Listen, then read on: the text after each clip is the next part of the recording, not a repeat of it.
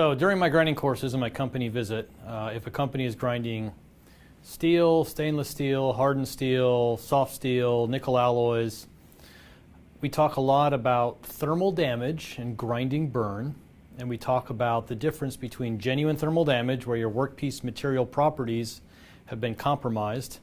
Typically it's in the form of thermal softening, residual tensile stresses, white layer rehardening burn, as opposed to oxidation burn or just plain old rust. Oxidation burn means that maybe your workpiece has genuine thermal damage.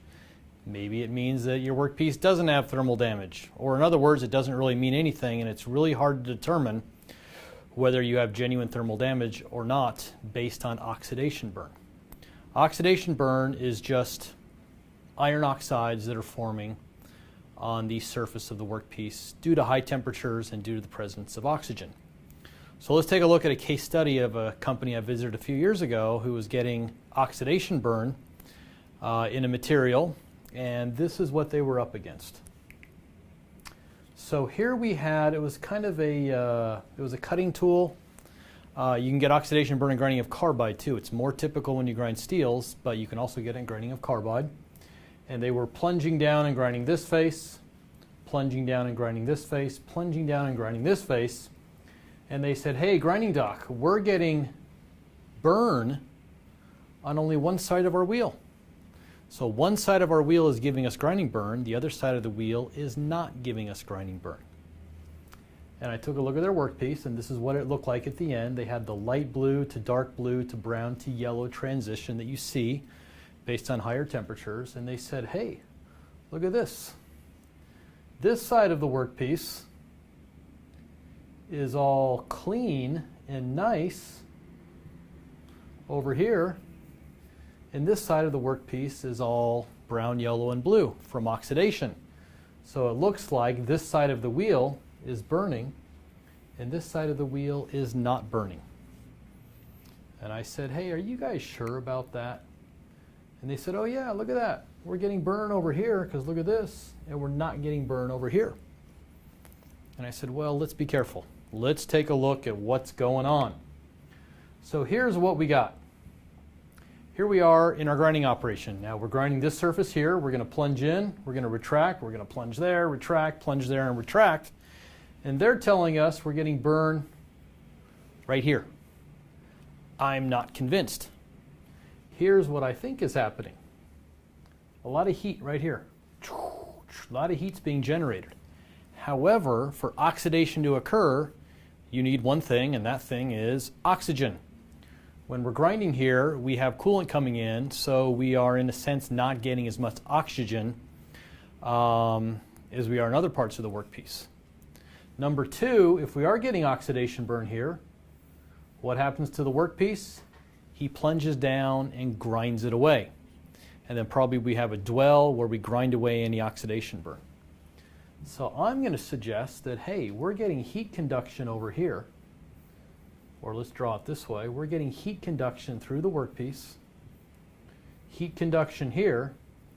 And this surface here, and this surface here is what's oxidizing.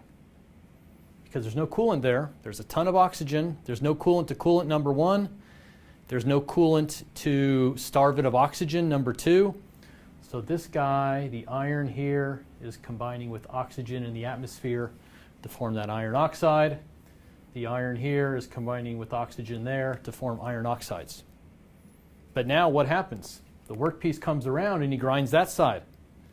So he grinds away the oxidation burn that was up here, but heat conduction puts oxidation burn there and oxidation burn there. And now we come around again and we grind that surface and we put heat conduction, oxidation burn here, but we grind away the oxidation burn that's there. So what we're left with is this situation.